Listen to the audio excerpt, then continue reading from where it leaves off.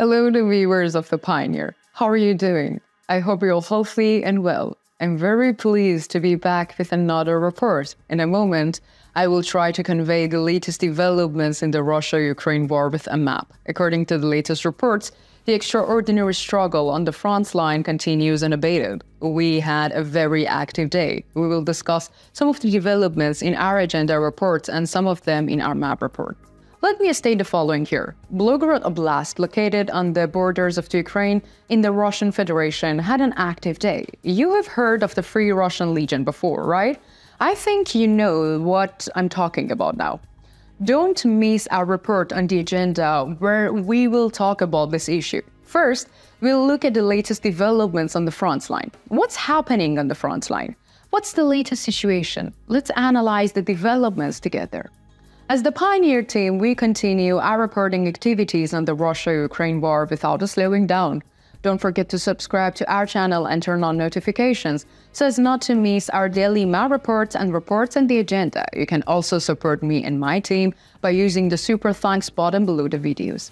Let's start if you are ready, the Pioneer reports. Today, let's start from the northernmost front line and move towards the southern front line. Let's start by analyzing the developments on the Luhansk front line. As you know, this was the quiet front line.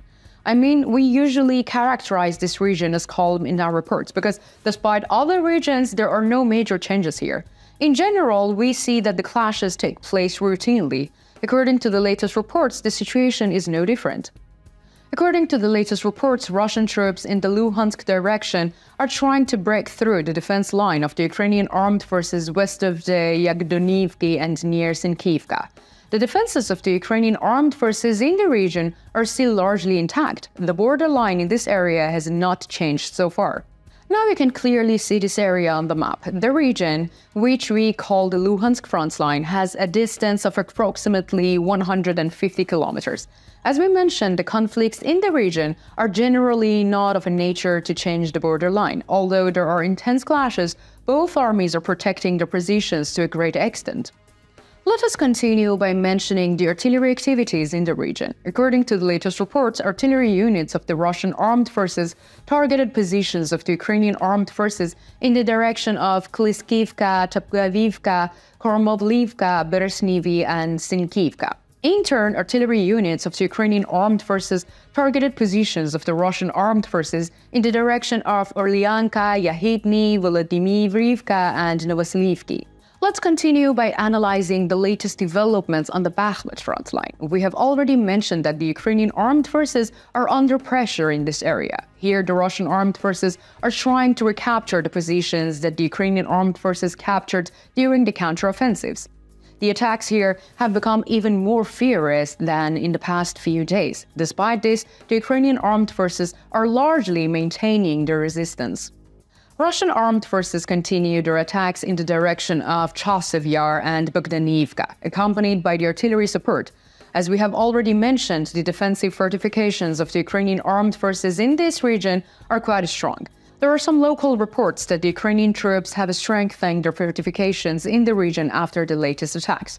Ukrainian forces need to resist for a while longer. If this resistance continues for a while, it is possible that the problems in the Russian army will increase. We have already mentioned that the Russian armed forces are mainly using Chechen forces here. There are problems between Chechen forces and the Russian forces. These problems may increase. On the other hand, the Ukrainian armed forces are fighting a big defense war around Klishchivka. Russian armed forces continue to attack Ukrainian positions northwest of Klishchivka in this area. Here, the dominant hills dominated by the Ukrainian troops are under attacks by the Russian army. However, the Ukrainian armed forces largely maintain their dominance in this area. The latest attacks were also successfully repelled by the Ukrainian armed forces. There are also reports that the Russian troops are organizing attacks in the direction of Andriivka. However, these attacks were allegedly repelled by the defenders of the Ukrainian armed forces.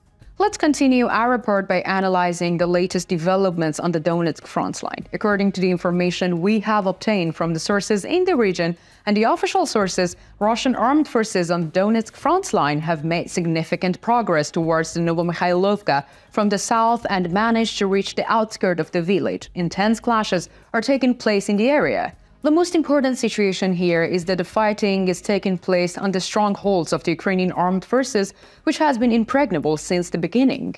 At the moment, we see that the positions of the Ukrainian armed forces are retaliating and withdrawing from some areas. This is quite normal. Instead of inflicting more casualties, it would be more logical to set up defensive positions further back. The Russian armed forces are also attacking another Ukrainian armed forces stronghold in Pobeda. However, there is no progress here. According to the latest reports, Russian troops have captured new positions in the industrial zone southeast of Avdiivka. Russian troops also carried out offensive operations near Stepnoe and Novokalinov. However, we don't see any significant changes in these areas. Let's continue with the artillery activity in the area. According to the latest reports, artillery units of the Russian armed forces targeted positions of the Ukrainian armed forces in the direction of Novomykhailivka, Pobeda, Marinka, Krasnohorivka, Novolsky, Permivsky, Severnoe, and Lestochikny.